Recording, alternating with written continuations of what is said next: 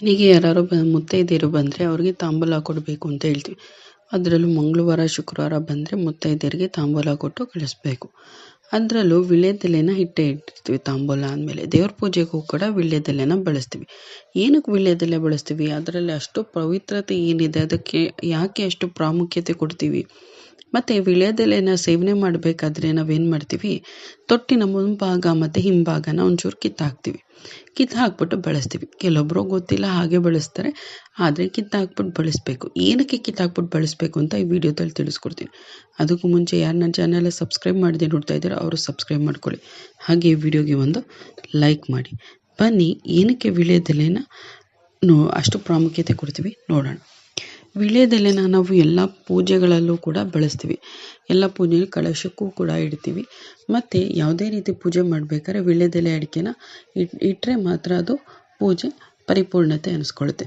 ಮತ್ತು ತಾಂಬೂಲ ಕೊಡಬೇಕಾದ್ರೆ ವೀಳ್ಯದೆಲೆ ಅಡಿಕೆನ ಕೊಟ್ಟೇ ಕೊಡ್ತೀವಿ. ಯಾವುದೇ ಇದಕ್ಕಾದ್ರೂ ಒಳ್ಳೆ ಶುಭ ಸಮಾರಂಭಕ್ಕೂ ಕೂಡ ವೀಳ್ಯದೆಲೆ ಅಡಿಕೆ ಇಟ್ಟೇ ಇಡ್ತೀವಿ. ಏನಕ್ಕೆ ವೀಳ್ಯದೆಲೆಗೆ ಅಷ್ಟು ಪಾವಿತ್ರ್ಯತೆ ಇದೆ ಅಂತ ಹೇಳ್ತೀನಿ ಬನ್ನಿ. ವೀಳ್ಯದೆಲೆಯಲ್ಲಿ ತುಂಬ ದೇವರ ವಾಸಸ್ಥಾನ ಇದೆ. ಎಲ್ಲೆಲ್ಲಿ ಯಾವ್ಯಾವ ದೇವರಿದೆ ಅಂತ ಹೇಳ್ತೀನಿ. ವೀಳ್ಯದೆಲೆಯ ತುದಿಯಲ್ಲಿ ಲಕ್ಷ್ಮೀ ದೇವಿ ಇದ್ದಾರೆ. ಬಲಭಾಗದಲ್ಲಿ ಬ್ರಹ್ಮದೇವರ ವಾಸಸ್ಥಾನ, ಮಧ್ಯದಲ್ಲಿ ಸರಸ್ವತಿ ದೇವಿ ವಾಸಸ್ಥಾನ, ಎಡಭಾಗದಲ್ಲಿ ಪಾರ್ವತಿ ದೇವಿ, ಸಣ್ಣ ದಂಟಿರುತ್ತಲ್ಲ ಅಲ್ಲಿ ಮಹಾವಿಷ್ಣು, ಹಿಂಭಾಗದಲ್ಲಿ ಚಂದ್ರದೇವತೆ, ಮತ್ತು ಎಲ್ಲ ಮೂಲೆಗಳಲ್ಲೂ ಕೂಡ ಪರಮೇಶ್ವರ ವಾಸ ಇದ್ದಾರೆ ಅಂತ ಹೇಳ್ತಾರೆ. ಇನ್ನು ಬುಡದಲ್ಲಿ ಮೃತ್ಯು ದೇವತೆ ಇದ್ದಾರೆ. ಅದಕ್ಕೋಸ್ಕರ ಮುಂದಿನ ಭಾಗ ಮತ್ತು ಹಿಂದಿನ ಭಾಗದಲ್ಲಿ ದರಿದ್ರ ದೇವತೆ ಅಂದರೆ ಅಹಂಕಾರ ದೇವತೆಯಾಗ ದಾರಿದ್ರ್ಯ ಲಕ್ಷ್ಮಿ ಇದ್ದಾರೆ. ಹಾಗಾಗಿ ಇವೆರಡೂ ನಮಗೆ ಬೇಡ ಅಂತ ಮುಂದೆ ಮತ್ತು ಹಿಂಭಾಗದ ತೊಟ್ಟನ್ನು ಕೀಳೋದು. ಇನ್ನು ವೀಳ್ಯದೆಲೆ ಮಧ್ಯಭಾಗದಲ್ಲಿ ಮನ್ಮಥನ ವಾಸಸ್ಥಾನ ಇದೆ. ಇಷ್ಟು ದೇವರುಗಳ ವಾಸಸ್ಥಾನ ಇರೋದ್ರಿಂದ ತಾಂಬೂಲಕ್ಕೆ ತುಂಬ ಪವಿತ್ರತೆ ಇದೆ. ಮತ್ತು ಮುತ್ತೈದೆಯರಿಗೆ ಏನು ಕೊಡೋದು, ಅರಿಶಿನ ಕುಂಕುಮ ವೀಳ್ಯದೆಲೆ ಅಡಿಕೆ ಕೊಡಬೇಕು ಅಂತ ಹೇಳ್ತಾರೆ. ಮತ್ತು ದೇವ್ರ ಪೂಜೆಯಲ್ಲೂ ಕೂಡ ವೀಳ್ಯದೆಲೆ ಅಡಿಕೆ ಇಟ್ಟರೆ ಅದು ಪೂಜೆಗೆ ಫಲ ಪ್ರಾಪ್ತಿಯಾಗೋದು.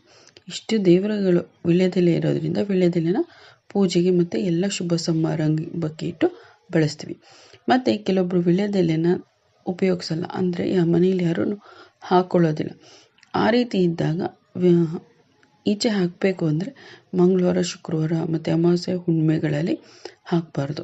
ಮತ್ತು ವೀಳ್ಯದೆಲೆನ ನಾವು ತಾಂಬೂಲಕ್ಕೆ ಸೇವನೆ ಮಾಡಬೇಕು ಅಂದ್ರೂ ಯಾರು ಕೊಟ್ಟಿದ್ರೆ ಅದನ್ನು ದೇವ್ರ ಮುಂದೆ ತಂದು ಪೂರ್ವ ಅಥವಾ ಉತ್ತರ ದಿಕ್ಕಿಗೆ ತುದಿ ಬರೋ ಥರ ಇಟ್ಟು ದೇವ್ರ ಮುಂದೆ ನೈವೇದ್ಯ ಮಾಡಬೇಕಾದ್ರೆ ಆ ರೀತಿ ಮಾಡಬೇಕು. ಮತ್ತು ಅದನ್ನು ಮನೇಲಿ ನಮಗೆ ಯಾರಾದರೂ ತಾಂಬೂಲ ಕೊಟ್ಟಿದ್ರೆ ದೇವ್ರ ಮುಂದೆ ಇಟ್ಟು ನಮಸ್ಕಾರ ಮಾಡಿ ಆಮೇಲೆ ಉಪಯೋಗಿಸ್ಕೋಬೇಕು. ಇದೇ ರೀತಿ ಮತ್ತು ಹಸಿರಾಗಿರೋ ಚೆನ್ನಾಗಿರೋ ವೀಳ್ಯದೆಲೆನ ನೈವೇದ್ಯಕ್ಕೆ ಮತ್ತು ಕಲಶಕ್ಕೆ ಇಟ್ಟು ಪೂಜೆ ಮಾಡಬೇಕು. ಚೆನ್ನಾಗಿಲ್ದಿರೋ ಕೊಳಕಾಗಿರೋದು, ಮುರಿದೋಗಿರೋದು, ಕಿತ್ತೋಗಿರೋದು ಆ ಥರದ್ದೆಲ್ಲ ಇಡಬಾರ್ದು. ಆ ಥರದ್ದಿಟ್ಟರೆ ಯಾವ ಭಾಗದಲ್ಲಿ ಯಾವ ದೇವರಿದ್ದು ಚೆನ್ನಾಗಿರೋಳು ಆ ದೇವರದ್ದು ವಾಸಸ್ಥಾನ ಇರಲ್ಲ ಅನ್ನೋ ರೀತಿ ಆಗುತ್ತೆ. ಹಾಗಾಗಿ ಎಲ್ಲ ಚೆನ್ನಾಗಿರೋ ವೀಳ್ಯದೆಲೆನ ಇಟ್ಟು ಪೂಜೆಗೆ ಬಳಸಬೇಕಾಗಿರುತ್ತೆ. ಇದಿಷ್ಟು ಈ ವಿಡಿಯೋ ಇಷ್ಟ ಆಗಿದೆ ಅಂತ ಭಾವಿಸ್ತೀನಿ. ಇಷ್ಟ ಆಗಿರೋ ಲೈಕ್ ಮಾಡಿ. ಹಾಗೆ ನನ್ನ ಚಾನಲ್ ಯಾರು ಸಬ್ಸ್ಕ್ರೈಬ್ ಮಾಡಿಲ್ಲ ಅವರು ಸಬ್ಸ್ಕ್ರೈಬ್ ಮಾಡ್ಕೊಳ್ಳಿ. ಕೇಳಿದ್ದಕ್ಕೆ ಧನ್ಯವಾದಗಳು. ಮತ್ತೆ ಇನ್ನೊಂದು ವಿಡಿಯೋದಲ್ಲಿ ಸಿಗ್ತೀನಿ.